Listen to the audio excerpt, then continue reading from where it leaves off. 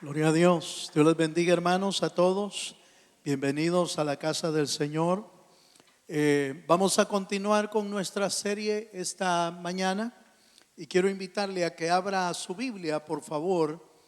Vamos a ir al Evangelio de Mateo, en el capítulo 4, por favor, en el verso 17. Mateo capítulo 4, verso 17. Como usted recuerda, hemos venido hablando acerca del Mesías, el Salvador del mundo, y al introducirnos en este pasaje, leemos de la siguiente manera, Mateo 4, 17. Desde entonces comenzó Jesús a predicar y a decir: arrepentíos, porque el reino de los cielos se ha acercado. Las enseñanzas del reino de Dios es el tema de hoy. Y creo que debemos abordar ese tema porque cuando el Señor Jesucristo vino, Él empezó a predicar este mensaje. Un mensaje que había sido enviado de parte de Dios, el mensaje del reino de Dios, y que ese mensaje, un mensaje espiritual, un mensaje de su reino, venía a traer vida, venía a traer salvación al mundo entero. Ya la semana pasada hablamos del inicio del ministerio de Jesús. Hablamos de cómo fue bautizado, de cómo se cumplió la palabra en él y cómo después de que Juan el Bautista fue encarcelado, entonces Jesús tomó el momento de empezar a predicar el evangelio de Jesucristo. Hay algunos elementos que vamos a abordar esta mañana con el anhelo de que ese mensaje que Cristo vino a nuestra vida quede también pero muy guardado en las telas del corazón. Acompáñenme por favor a Marcos capítulo 1 en el verso 14 y 15. Vamos a ver 3 puntos hoy: el inicio, la naturaleza del reino. Vamos a hablar un poco acerca de los requisitos para entrar al reino de Dios y el valor que la Biblia le da al reino de Dios. Entonces, introduzcámonos en este pasaje. Cuando usted lo tenga, dice amén. Marcos 1:14 dice así: después que Juan fue encarcelado, Jesús vino a Galilea predicando el evangelio del reino de Dios y diciendo: el tiempo se ha cumplido y el reino de Dios se ha acercado. Arrepentíos y creed en el evangelio. Es importante que usted note que todos los tiempos del Señor están bien ordenados, están bien establecidos por el Señor. No fue casualidad que Juan el Bautista fuera encarcelado y de repente apareciera Jesús predicando el evangelio de Jesucristo. Recuerde usted que Juan el Bautista, bien dice la Escritura, que Juan el Bautista vino a preparar el camino del Señor. Fue exactamente 6 meses nada más. El mensaje de Juan el Bautista fue 6 meses. Pero en esos 6 meses revolucionó todo Jerusalén. Lo revolucionó. Su mensaje era sencillo: el reino de los cielos se ha acercado a vosotros. Arrepentíos y convertíos. Y dice que eran cantidades, multitudes que fueron bautizados por Juan el Bautista. De tal manera que esos 6 meses hubo una preparación pero maravillosa de parte de Dios en Jerusalén.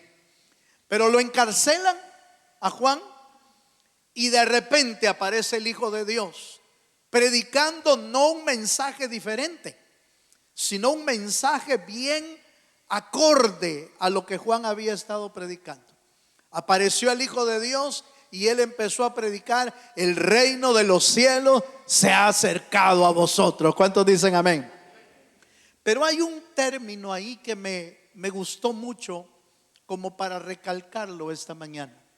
El término dice: el tiempo se ha cumplido. ¿Cuál tiempo? ¿De qué tiempo está hablando la Biblia en ese pasaje? Cuando la Biblia dice el tiempo se ha cumplido y el reino de Dios se ha acercado, se refería a que aquel anuncio desde los profetas, desde Génesis, que decía que venía un libertador, un Mesías, el ungido de Dios, que por cientos y miles de años se venía predicando, había llegado a su cumplimiento. La venida del Mesías, esperado por Israel y esperado en el sentido de necesidad por todo el mundo.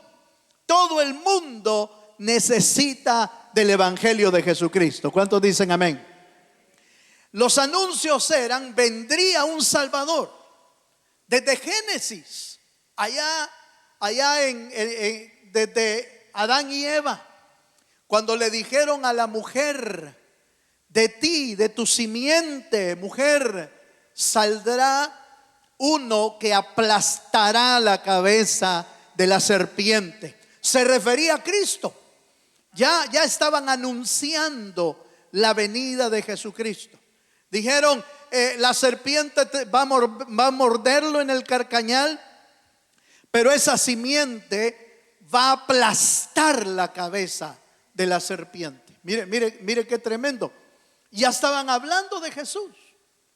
Cuando hablaron de Noé en Génesis, ya estaban hablando de Cristo, porque nuestro Noé, el que vino a salvar al mundo, se llama Jesucristo, el Hijo del Dios viviente. No necesitó un arca como Noé.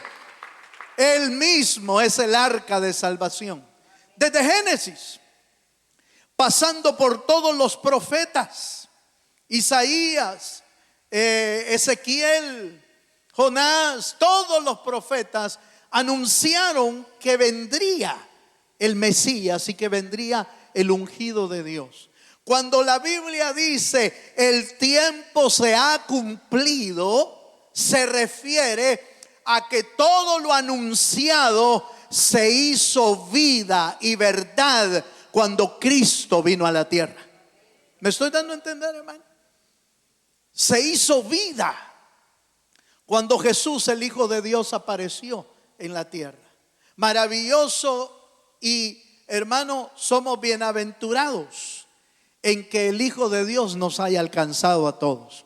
Y entonces en ese sentido, a mí me llama la atención que no solamente se cumplió que Cristo viniera al mundo, sino que también se sigue cumpliendo cuando Cristo entra en el corazón de una vida. Cuando Cristo entra en el corazón de un hombre o de una mujer que le abre su corazón, ahí diría yo: el tiempo se ha cumplido. Cristo en vosotros es la esperanza de la gloria de Dios. Dele un fuerte aplauso al Señor. Por favor, dígale al que tiene a la par: el tiempo se ha cumplido en tu vida. Los que tienen ¿cuántos tienen a Cristo en el corazón? ¿Usted tiene a Cristo? El tiempo se ha cumplido en tu vida. Cristo es la esperanza de gloria para nuestra vida. Y entonces esto nos lleva a un punto bien interesante. El reino de Dios ya vino a nosotros. Sí, todavía falta el establecimiento visible. Todavía falta que el Mesías en el tiempo postrero se siente en su trono allá en Jerusalén. Todavía falta eso, sí, pero el reino de Dios ya vino. Si tienes a Cristo en el corazón, el reino de Dios ya está en tu corazón. ¿Cuántos dicen amén? Vale, sigamos un poquito más. En Lucas capítulo 11, en el versículo 20, nos da otro aspecto de la naturaleza del reino de Dios, otro aspecto del inicio del reino. Y este aspecto es importantísimo. Lucas capítulo 11, versículo 20. Mire lo que dice aquí. Dice el pasaje: mas si por el dedo de Dios, oiga esto, mas si por el dedo de Dios echo yo fuera los demonios, ciertamente, oiga, el reino de Dios ha llegado a vosotros. La Biblia comenta que los fariseos y los escribas y los sacerdotes del tiempo en que Cristo vino traían un mensaje, tenían un mensaje acerca del advenimiento del Señor, un mensaje de que Cristo iba a venir. Pero su mensaje carecía de varias cosas importantes. Carecía de autoridad, carecía de poder y carecía de manifestaciones de parte de Dios. De hecho, los mismos fariseos y escribas, cuando veían predicar a Jesús, lo señalaban y decían: ¿y este quién es? ¿Con qué autoridad está predicando? ¿En qué sinagoga se ha estado congregando? ¿Quién es el maestro? Déjeme pensar, ¿quién es el maestro de este impostor? Porque a Jesús lo veían como un impostor, lo veían como un mentiroso, lo veían como alguien que no lo conocían. Lo único que sabían eran: pero si este es el hijo del carpintero, ¿cómo se le ocurre predicar ese mensaje, esa predicación? ¿Cómo se le ocurre?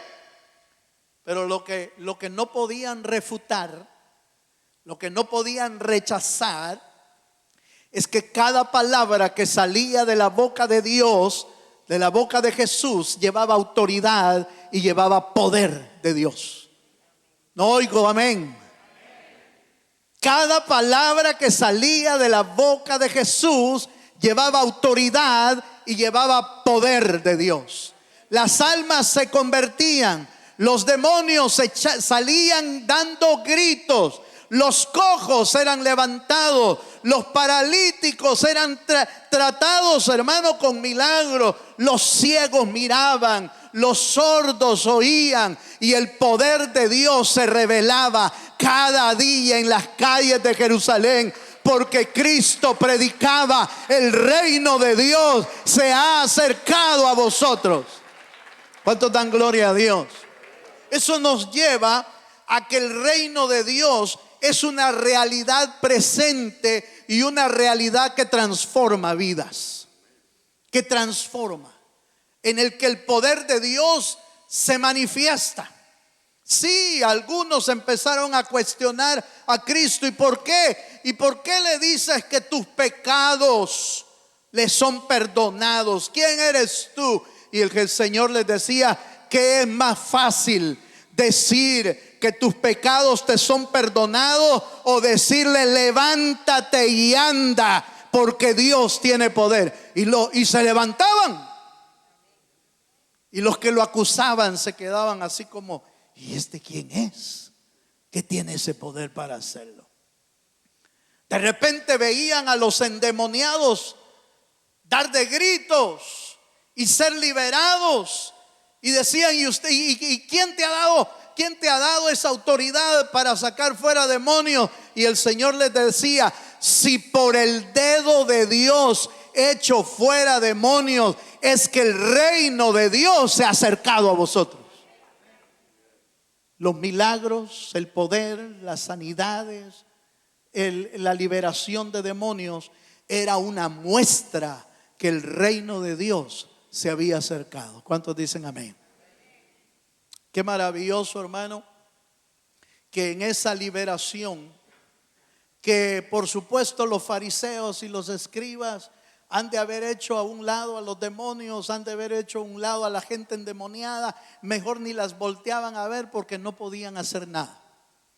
Pero un día por las calles de Gadara, Jesús caminando con sus discípulos, apareció un hombre que la Biblia lo reconoce como el endemoniado de Gadara. ¿Cuántos dicen amén? Yo me imagino a los fariseos pasar cerca de él y mejor se iban corriendo. Mejor ahí dejen ese endemoniado. Está pagando por sus culpas, han de haber dicho. Está pagando por sus culpas, está pagando por sus hechos. Ni caso le hacían. Todo el pueblo de Gadara conocía al endemoniado gadareno. Todos lo conocían. Lo conocían como el que cuando lo arrestaban y le ponían cadenas, rompía las cadenas. Como el que se tiraba al fuego, pero no se moría. El que vivía en el cementerio, dormía en el cementerio. Pero un día pasó Jesús en medio de Gadara y él no lo ignoró, él no lo dejó atrás. Se fue donde él y le preguntó: ¿cómo te llamas? ¿Cuál es tu nombre? No le estaba preguntando el nombre personal. Le estaba hablando a los demonios que estaba dentro. Dime cuál es tu nombre. Y el que estaba dentro, ¿cuántos dicen amén? El que estaba dentro le contestó y le dijo: me llamo Legión, porque somos muchos. Y el Señor les dijo: salgan de él. ¿Cuántos dan gloria a Dios? El reino de Dios no es palabra nada más.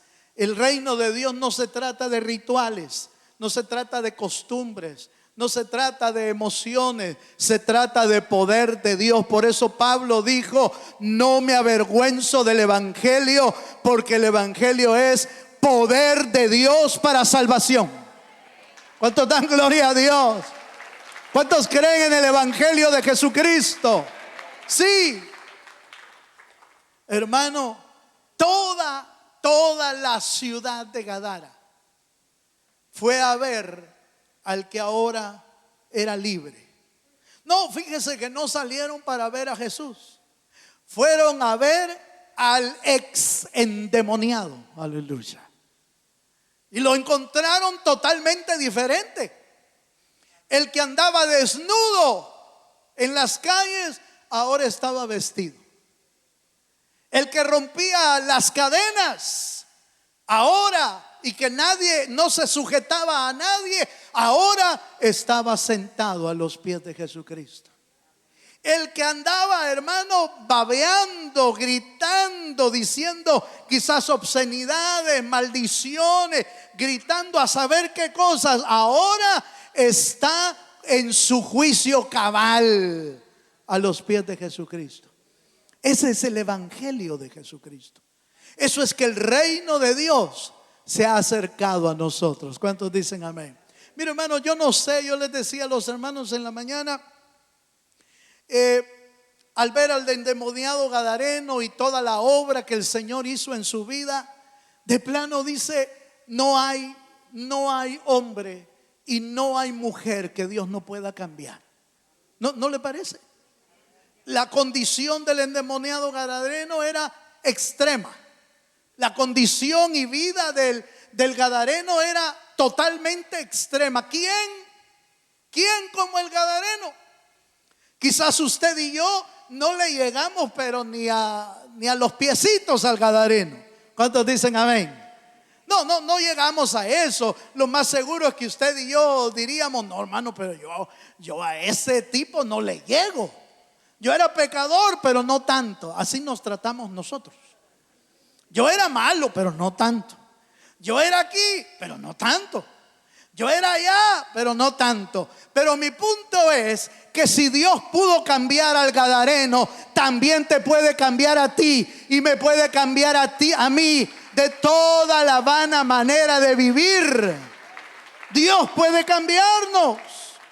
No sé por qué a veces el diablo nos engaña, haciéndonos creer que no podemos cambiar en nuestra vida. Si Dios hizo un milagro con el gadareno, lo puede hacer contigo, lo puede hacer conmigo.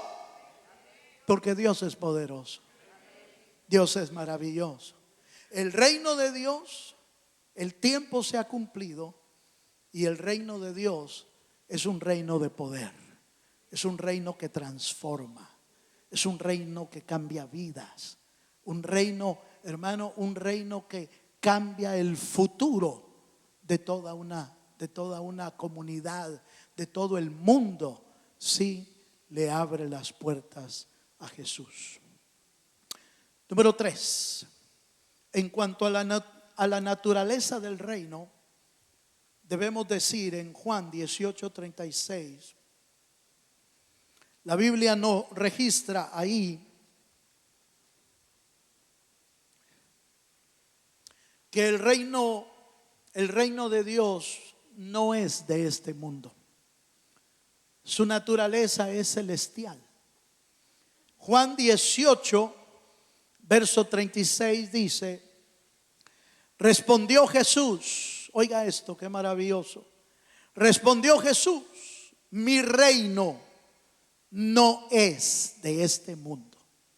Si mi reino fuera de este mundo, mis servidores pelearían para que yo no fuera entregado a los judíos.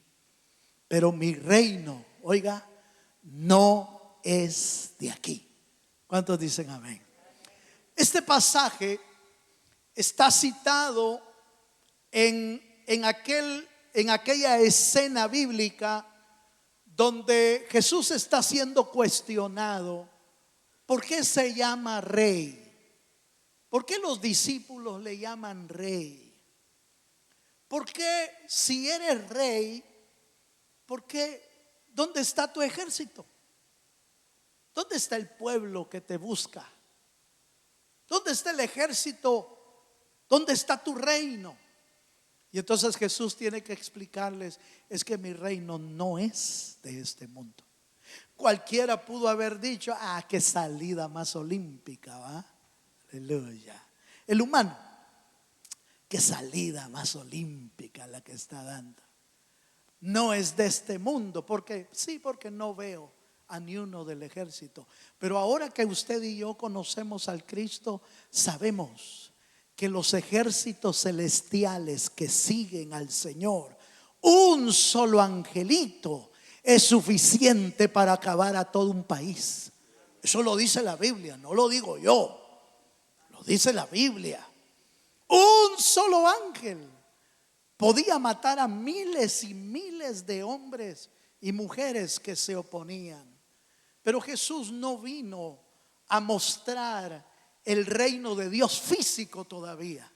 Venía a mostrar el reino de Dios espiritual para los corazones que se abrieran.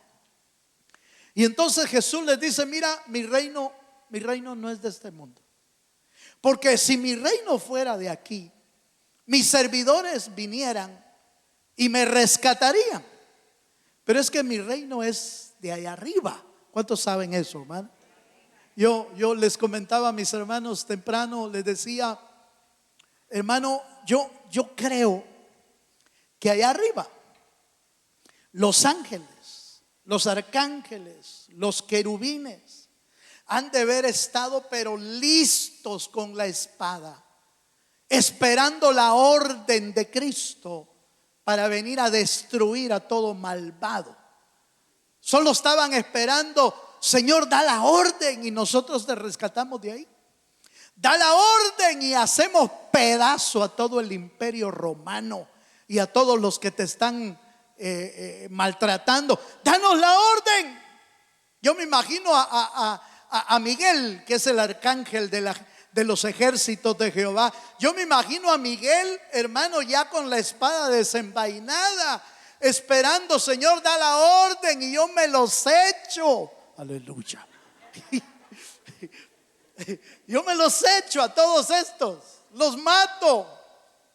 Pero como el Señor tenía que cumplir primero un propósito: venir a morir y a derramar su sangre por nosotros. Pero ¿sabe por qué pienso yo esto? La Biblia no lo dice. La Biblia no dice que el arcángel Miguel estaba así, o que los querubines o los ángeles estaban así. Pero recuerdo en la historia bíblica al rey David cuando lo echaron de su reino. Cuando lo echaron de su reino y David tuvo que huir, la Biblia dice que en su huida hubieron algunos personajes que empezaron a maldecir la vida del rey. Empezaron a decirle y lo maldecían y maldecían. Y la Biblia dice que uno del ejército de David le dijo: mi señor, permite que saque mi espada y mate a ese perro muerto que está gritando contra ti. Así le dijo. Usted lo puede encontrar en la Biblia. Y dice que David le dijo: no, déjalo que grite, déjalo que hable. No es el tiempo, déjalo. Yo me imagino al Cristo allá arriba, los ángeles listos para matar, pero el Señor diciéndoles: aún no es tiempo, vine a morir primero. Porque aunque lo estaban golpeando, lo estaban lacerando, lo estaban golpeando en su cuerpo, él no miraba el látigo.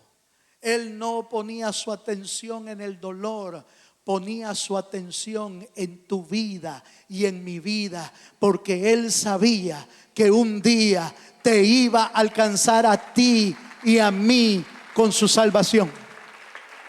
Dale un fuerte aplauso al Dios de los cielos. El reino de Dios no es de este mundo. El reino es un reino celestial, un reino que vendrá del cielo.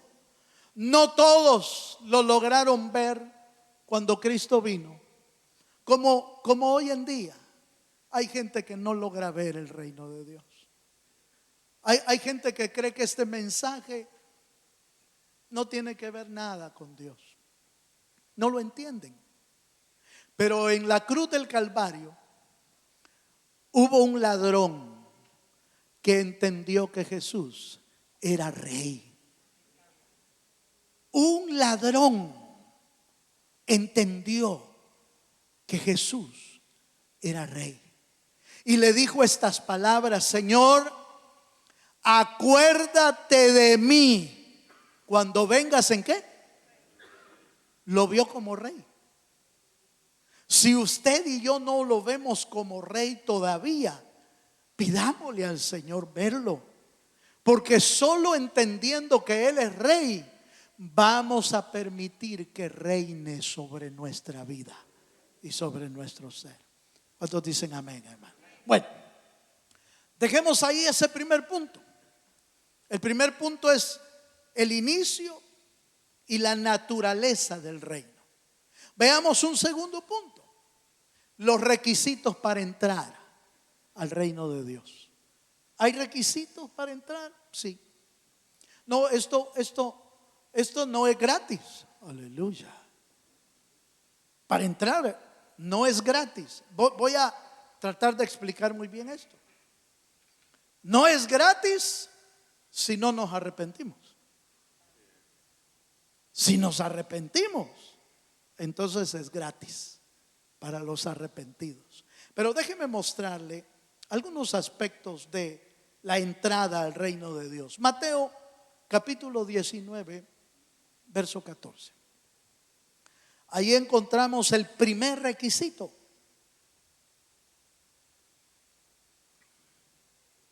Mateo 19, 14 dice: pero Jesús dijo: dejad a los niños, oiga, dejad a los niños venir a mí y no se lo impidáis, porque de tales, ¿qué? Es el reino de los cielos.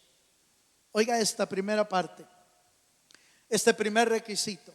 Para entrar al reino de los cielos se necesita la sencillez y la humildad como la de un niño. Es interesante que los niños, hermano, pequeños, creen lo que uno les dice, como padre o como madres. O cuando ya van a la escuela, pero están pequeños, le creen todo al maestro. Y le creen todo lo que dice el maestro y quieren seguir las instrucciones como el maestro se las dice. Si usted como papá o mamá quiere cambiar la instrucción del maestro, va a tener problemas. Va a tener problemas porque el niño le dice: no, es que ella dijo que era de color azul. Ella dijo que esta tarea era así, así y así. Sí, hijo, pero es que esto es más barato. ¿Qué barato? Que así dijo la maestra. ¿Sí o no? ¿Por qué? Porque él le cree al maestro y le cree a la maestra y quiere seguir las instrucciones de él. ¿Por qué? Porque lo cree en su sencillez y su humildad. Le cree al maestro o le cree a un padre o a una madre. Ya cuando están grandes ya no. Ya no quieren hacer caso. Aleluya. Porque perdieron su inocencia, perdieron su humildad, perdieron su sencillez. Pero ¿por qué el Señor comparó la entrada del reino de Dios para los niños? Porque los niños todo lo creen, porque los niños lo reciben con sencillez y con humildad. Y la Biblia dice que el que no se hace, ¿sí? El que no se hace como un niño no entrará en el reino de los cielos. ¿En qué sentido? Por favor, Cristo está hablando de la sencillez y humildad de un niño. No está hablando de los caprichos de un niño. No está hablando de las peleas de un niño. No está hablando de eso. Está hablando de la sencillez y humildad de un niño. ¿Cuántos dicen amén? Entonces, de tal manera que si usted y yo queremos entrar al reino de los cielos, tenemos que creer como el niño cree. Por eso, bienaventurados a aquellos que ya nos alcanzó el Señor, porque creímos. Y aunque el mundo, el diablo y la gente nos diga eso no es cierto, nosotros seguimos confesando que Cristo es Dios, que murió por mí en la cruz del Calvario. Y digan lo que digan otros, yo sigo creyendo esa verdad. Humildad y sencillez. Juan capítulo 3, versículo 3 nos lleva a otro requisito. ¿Qué requisitos hay para entrar al reino de los cielos? Juan 3:3 nos da otra llave y dice: respondió Jesús y le dijo: de cierto te digo, que el que no naciere de nuevo no puede ver el reino de Dios. ¿Cuántos dicen amén? Entonces aquí hay, no que hayan varias llaves, hay una sola llave, y esa llave es Jesucristo. Hay una sola puerta, la puerta angosta. Pero lo que estamos tratando de ver es requisitos de nuestro corazón. Es tener humildad y sencillez como un niño y haber nacido de nuevo. ¿Qué significa nacer de nuevo? Nacer de nuevo no es más que creer en que Jesús es el Salvador del mundo. Creer en que dándole entrada a nuestro corazón, Él no solamente va a tomar nuestro corazón, va a tomar toda nuestra vida para ofrecernos su salvación. Amén, hermano. Nacer de nuevo no es un ritual, por favor. No se vaya a confundir. Nacer de nuevo no es un ritual, no es una costumbre, no es una ceremonia, no es una tradición. Nacer de nuevo es que cada persona se encuentre con Jesús y lo haga a Él o lo invite a su corazón como su Salvador y como su Señor. Eso es. Por eso en el ambiente cristiano, en el ambiente de las iglesias, siempre va a oír la pregunta: ¿ya creíste en Jesús en tu corazón? Ahí van otra vez con esa pregunta. Sí, pero es que si no has creído, estás fuera del reino. Estás en la iglesia, pero estás fuera del reino. Porque para entrar al reino, eso es lo que dice, para entrar al reino se necesita nacer de nuevo.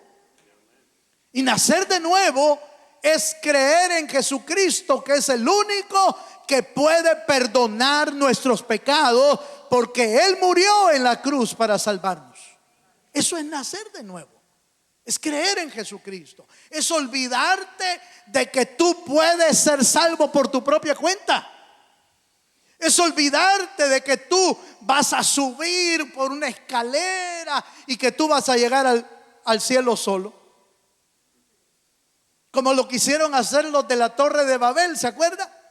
Los de la Torre de Babel quisieron construir una gran torre y dijeron: hagamos una gran torre, hagámonos nombre y que todos digan que llegamos al cielo. Cuando estaban haciendo eso, vino del cielo una orden y trajo confusión a sus vidas. Ni terminaron la torre, ni tampoco fueron salvos. Porque ningún esfuerzo humano te puede salvar a ti ni a mí. El único que te puede salvar se llama Jesús, y Él es el Señor, Señor de señores, Rey de reyes y Señor de señores. Entonces debemos de entender, hermano, que esto no es por esfuerzo humano. Debemos de entender que no es por inteligencia, no es por mayor sagacidad. Es que yo soy más valiente que aquellos. No. Eso no se trata de habilidades humanas. No se trata de esfuerzos humanos. Se trata de creer, porque está escrito: Dios salva al hombre por fe. Y fe es creer en que Dios puede salvarte. ¿Cuántos dicen amén, amén? ¿Usted ya creyó en Cristo? Levante la mano si usted ya creyó en Cristo. Si no ha creído, crea ahora y váyase salvo. ¿Será, hermano? Sí. Porque usted lo dice, no porque yo lo digo, porque la Biblia lo dice, porque Dios lo dice en su palabra. Váyase salvo, váyase seguro de su salvación, váyase confiado de que por usted pagaron también el precio, y lo pagó Cristo en la cruz del Calvario. Amén. Número 3, tercer aspecto acerca de la entrada en el reino. Mateo capítulo 5 versículo 20. Hay otro elemento aquí.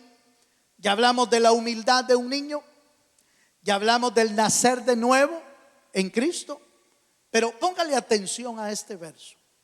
Mateo capítulo 5 verso 20 dice: porque os digo, oiga, porque os digo que si vuestra justicia no fuere mayor que la de los escribas y fariseos, no entraréis en el reino de los cielos. Oiga esto, por favor. Aquí se pone un poquito más cardíaca la situación, porque habla de justicia. ¿Es tu justicia mayor a la de los fariseos y a los escribas? Permítame explicarle este punto. ¿Cómo vivían los fariseos y los escribas? Los fariseos y los escribas se sentían confiados porque ellos creían que vivían en santidad, porque se vestían de blanco, porque hacían los rituales del judaísmo, porque ayunaban y toda la gente los veía, que ayunaban y que oraban. Porque hacían todo lo legalista posible. Y ellos creían que estaban bien. Uy, yo no soy como ese pecador. La Biblia dice de dos que estaban orando. Y uno oraba en el suelo, el publicano oraba en el suelo. Decía: Señor, sé propicio a mí que soy pecador. Y se tiraba en el suelo. Y el fariseo oraba a la par y decía: Señor, gracias. Qué chulo fariseo soy. Eso no lo dice la Biblia. Señor, gracias porque yo diezmo, porque hago esto, cumplo la ley. Y gracias por no ser como este publicano. Y la Biblia dice que los dos bajaron y preguntó el Señor: ¿quién bajó? Oye la palabra que usó la Biblia: justificado. ¿Quién bajó justificado? ¿Se acuerda usted quién? El publicano. El publicano que no ponía su salvación en las obras, en la tradición, en lo visible. Ponía su salvación en el Dios de misericordia que tiene salvación. Hay gente que cree que puede alcanzar su salvación sola, y eso es imposible. La justicia que Jesús dijo en este versículo no se refiere a tu justicia. Se refiere, la mayor justicia se refiere a la justicia que se te otorga por creer en Cristo. Y eso se llama justificación. Tú eres justo por la obra de Jesús en la cruz del Calvario. Amén. Pero ahora que ya eres justo, esa justicia empieza a trabajar adentro y empiezas a hacer obras justas, pero no por tu fuerza, sino por la obra de Jesús en tu vida. ¿Me doy a entender, hermano? ¿Por qué nuestra obra tiene que ser mayor? Porque es la justicia de Cristo. Y la justicia de Cristo sí vale. La justicia de Cristo tiene valor. La justicia de Cristo es mayor que toda justicia humana. Esa es la justicia que debe de encontrar Dios en tu vida. Cuando usted y yo vayamos para el cielo, ¿cuántos quieren ir para el cielo? Cuando usted y yo vayamos para el cielo, no te van a preguntar cuántas obras hiciste, cuántos ayunos hiciste, cuánta oración hiciste. Te van a preguntar: ¿tienes a Cristo adentro? Aleluya. Sí, yo lo tengo. A ver, déjame ver, porque allá sí pueden ver por dentro. Allá sí pueden ver por dentro. Y entonces van a ver a Jesús. Por eso la Biblia dice: Cristo Jesús, hermano, Cristo Jesús es la esperanza de gloria en nuestra vida. Si no tienes a Jesús, lo puedes tener todo, pero en realidad no tienes nada.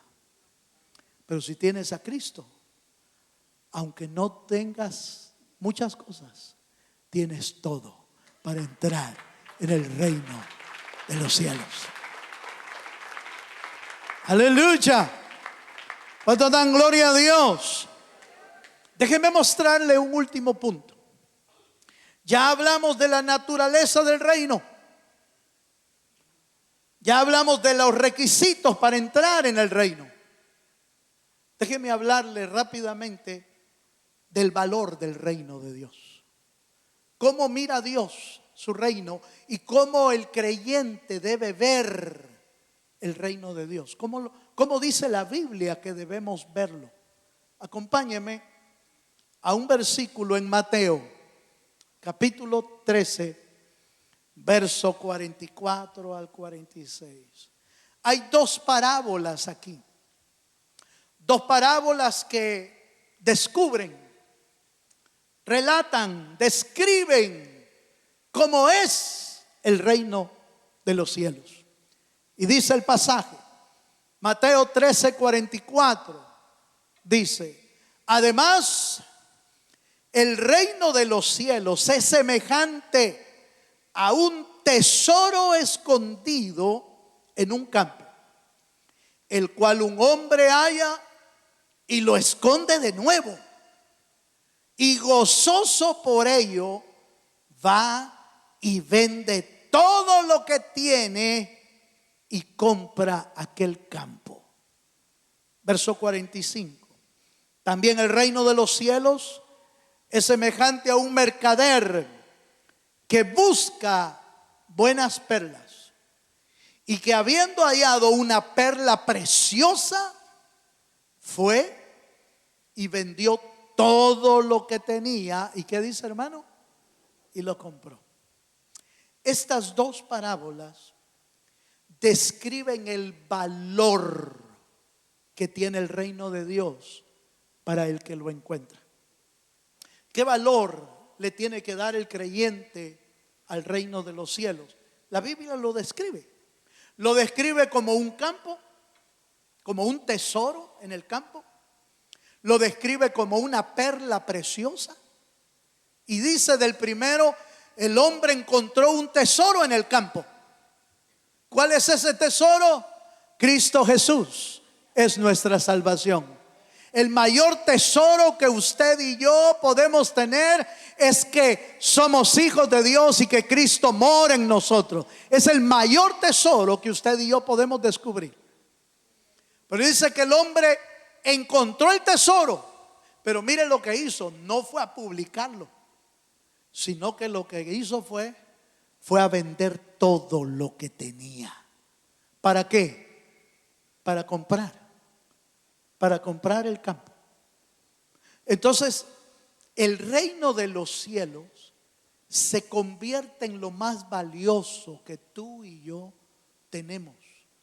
Y no podemos, hermano, no podemos darle al reino de los cielos una prioridad menor, sino que debemos darle la prioridad mayor. El reino de los cielos debe de ser lo mejor para nuestra vida. Jesús en nuestro corazón debe de ser la prioridad en tu vida. Tal es así que aquellos se fueron y vendieron todo para comprar el reino de Dios. Por supuesto, no estamos hablando de dinero. Tú y yo no podemos comprar el reino de Dios. Tú y yo no podemos pagar con dinero ni con efectivo lo que Cristo hizo en la cruz del Calvario. Lo único que está reflejando es cuán valioso es para un hombre cuando encuentra el mejor tesoro de su vida. Está dispuesto a venderlo todo. Está dispuesto a vender todo por la perla de gran precio. Ay, hermano, cuando Jesús vino a la tierra y empezó a llamar a los discípulos, ¿se acuerda que dice la Biblia? Y llamándolos uno por uno, y todos, ¿qué dice, hermano? Dejándolo todo, siguieron al Señor. ¿Por qué lo dejaron todo? Porque encontraron lo más valioso de su vida. Porque encontraron al Cristo que salva, al único que puede salvarlo. Dejaron todo. Los que no dejaron todo, pues se quedaron con lo que tenían, pero se quedaron sin Jesús. Como el joven rico, que le dijeron: anda. Fue la misma expresión: anda, vende lo que tienes y dáselo a los pobres. ¿Y qué le dijo? Y sígueme. Empezó a calcular: el terreno que tengo allá por San Vicente, el terreno que tengo allá por Guate, el terreno que tengo en el rancho de México. Dijo el joven rico: no, me suena que está muy caro. Y dice que Jesús lo vio, pero no lo obligó a seguirlo. El joven se dio la vuelta y se fue triste. Se fue con su dinero, pero se fue sin salvación. Qué tremendo, ¿no le parece? Se fue con su dinero, le quedó todo. Porque alguna gente cree que Dios está interesado en el dinero. Pues Dios no está interesado en el dinero. Si la Biblia dice que Él es el dueño de todo, el oro, la plata, el mundo, todo lo que existe le pertenece a Dios, porque Él fue el creador de todo. Dios no necesita nuestra plata, solo quiere ver dónde está tu corazón. Si está en la plata, si está en tus bienes, si está en tu familia, o estás dispuesto a dejarlo todo y seguirlo a Él. Déjeme hacerle una pregunta, se la hice a los hermanos temprano. ¿Qué has dejado tú por el Señor? Haga conmigo así. ¿Qué has dejado? Aleluya. No se complique la vida. Oye, hermano, me suena que no he dejado. ¿Ha dejado su mal carácter atrás? ¿Ha dejado su vana manera de vivir atrás? ¿Ha dejado su vida de pecado? ¿La ha dejado atrás? Si ha dejado eso, entonces está listo para seguirlo.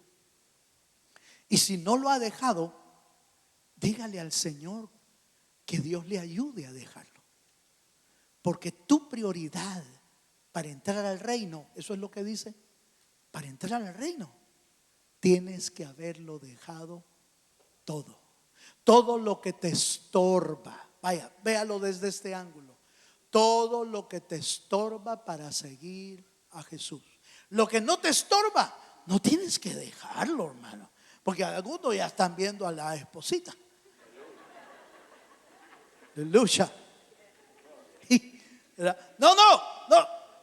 No tienes que dejarla. No tienes que dejar al esposo. No tienes que dejar a los hijos. No tienes que dejarlo. Lo que Dios te está pidiendo es: deja atrás lo que te estorba para seguirme.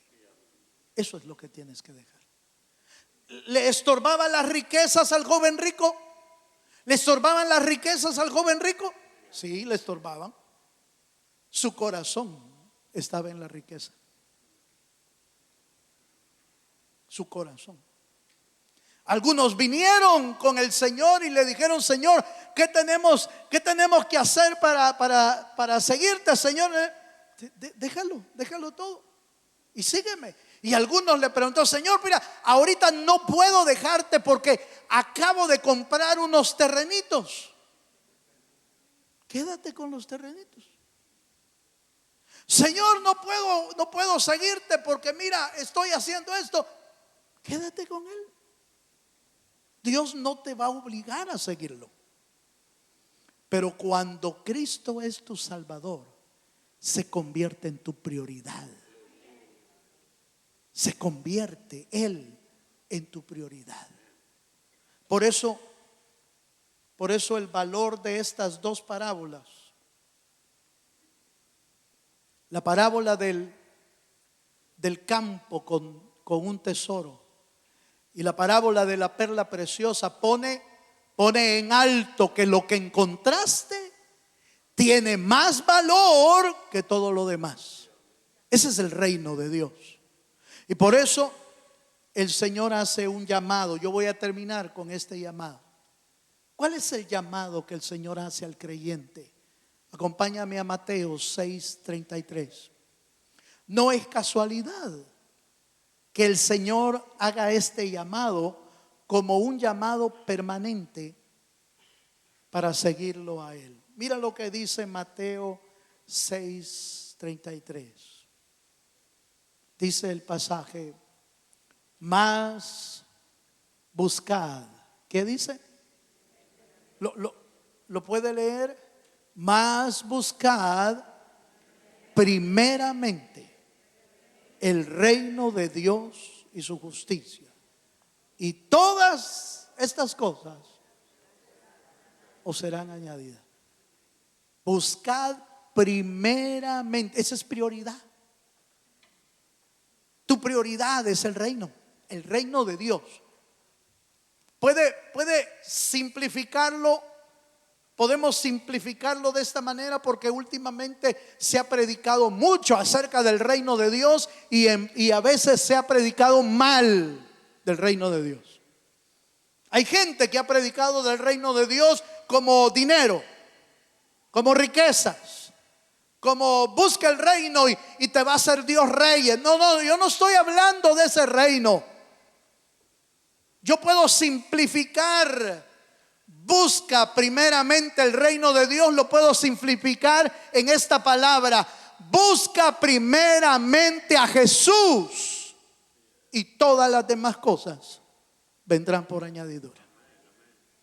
Eso es. Si Cristo es tu prioridad, tú tienes segura tu salvación. Si Cristo es tu prioridad, todas las demás cosas vendrán por añadidura. Si Cristo es tu prioridad, encontraste lo más valioso en tu vida.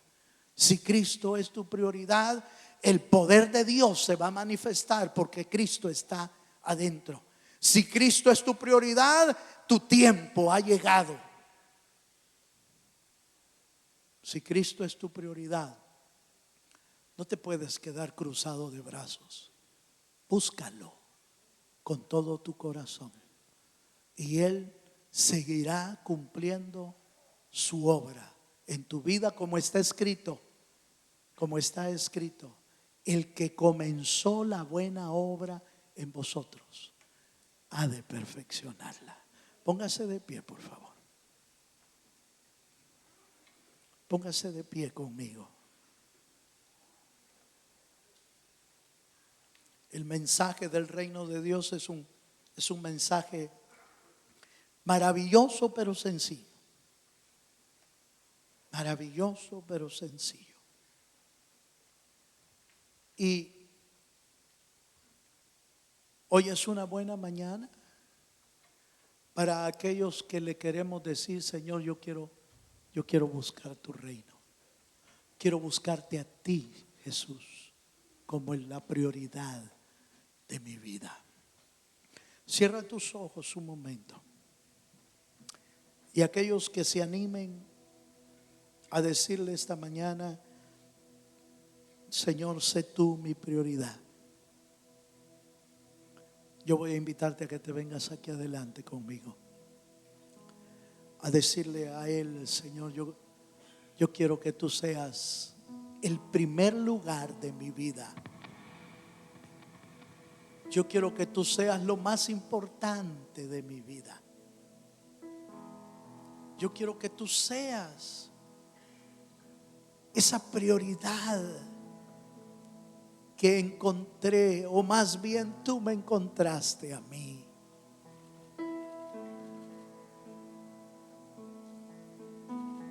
Aleluya. Véngase a buscar. Es solo una actitud del corazón, una decisión voluntaria, no a la fuerza, no bajo una presión, sino una decisión del corazón. Señor, yo quiero seguirte a ti. Quiero seguirte a ti como mi Señor y como mi Salvador. Levanta tus manos allá en las sillas. Levanta tus manos.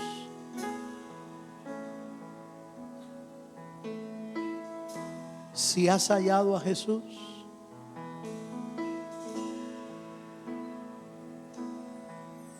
aleluya. Si hallaste a Jesús, no te apartes de Él. Vuélvelo tu prioridad. Vuélvelo la razón de tu vida.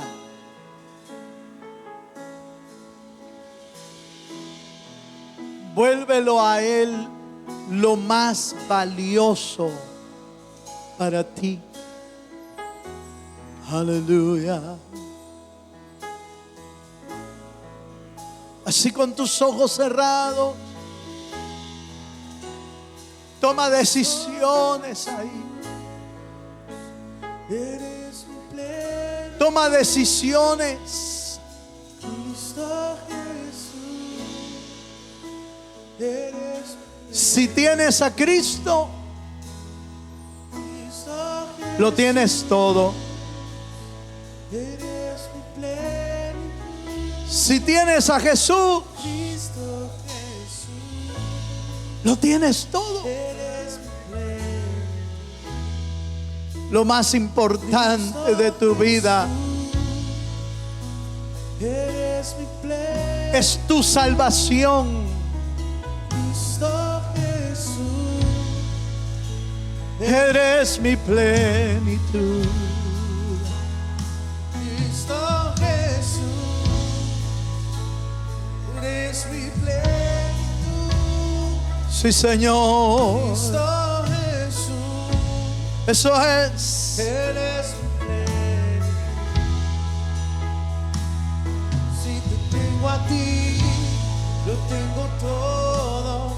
Mi amado, mi tesoro. Fuera de ti, nada deseo, Señor. Eso es. Cántale a Él. Si te tengo a ti, lo tengo todo.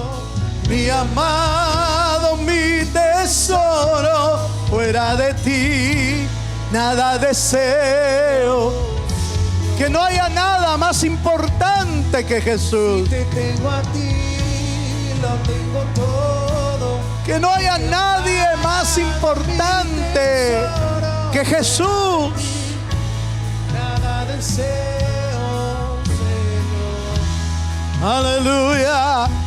Te tengo a ti, Lo tengo todo. Mi amado, mi tesoro. fuera de ti, Nada deseo, Señor. Díselo. si te tengo a ti, lo tengo todo. Mi amado, Alaba a Dios. Alaba a Dios. fuera de ti, nada deseo, Señor. Si te tengo a ti, Lo tengo todo. mi amado, mi tesoro. Fuera de ti, nada deseo, Señor. Cristo Jesús. Eres mi plenitud. Cristo Jesús. Eres mi plenitud. Cristo Jesús. Eres mi plenitud. Cristo Jesús. Eres mi plenitud. Cristo Jesús. Eres mi plenitud. Cristo Jesús. Eres mi plenitud. Cristo Jesús. Eres mi plenitud. Cristo Jesús. Eres mi plenitud. Si te tengo a ti, lo tengo todo. Mi amado, mi tesoro. Fuera de ti, Nada deseo, Señor. aleluya, Señor. Te tengo a ti, Lo tengo todo. mi amado, mi tesoro. Fuera de ti, nada deseo, Señor. Te tengo a ti, mi amado, mi tesoro. Fuera de ti, nada deseo, Señor. Sí, Señor. Te tengo a ti, lo tengo todo. Mi amado, mi nada deseo. En ese ambiente y en esa relación con que ahora te acercas al Señor, puedes comprometerte con Dios y decirle: Señor, yo quiero buscarte a ti. Quiero buscar tu reino. Quiero buscarte a ti, mi Señor Jesús. Quiero buscarte con todo mi corazón. Señor, ayúdame a hacer lo que miles y millones han hecho cuando tomaron la decisión de buscarte, dejándolo todo atrás y buscándolo a Él con todo su corazón. Padre, oramos esta mañana por todos aquellos que hoy están tomando la decisión de buscarte con seriedad, de buscarte con todo su corazón, de buscar tu rostro, de buscar tu presencia, de buscarte a ti como su Salvador. Señor, bendice a tu pueblo esta mañana y pon en nuestro corazón el deseo ardiente de no apartarnos nunca de ti. Pon en nosotros el deseo ardiente de dejar todo aquello que nos estorba atrás, de dejar lo que no sirve, de dejar aquello que aunque tiene valor, no tiene más valor que tú, Señor. Queremos buscar tu presencia, queremos buscar tu misericordia, queremos buscar el reino de Dios y tu justicia, y todas las demás cosas vendrán por añadidura. Bendice a tu pueblo, Señor. Señor, bendice a tu pueblo, bendice cada hogar, bendice cada familia. Obra en cada matrimonio, obra en cada familia, en cada padre, en cada madre, en cada hijo o hija que te necesitan, Señor. Obra en sus vidas de una manera maravillosa. Salva, transforma, liberta y renueva corazones hasta llevarnos, Señor, a la estatura que tú quieres que cada uno de nosotros tenga en el Señor. Padre, muchas gracias. Muchas gracias por tu presencia, por tu palabra, y tu buen espíritu hable a nuestro corazón y escriba en las telas del corazón tu palabra. En el nombre de Jesucristo lo pedimos todo. Amén y amén. Dele un fuerte aplauso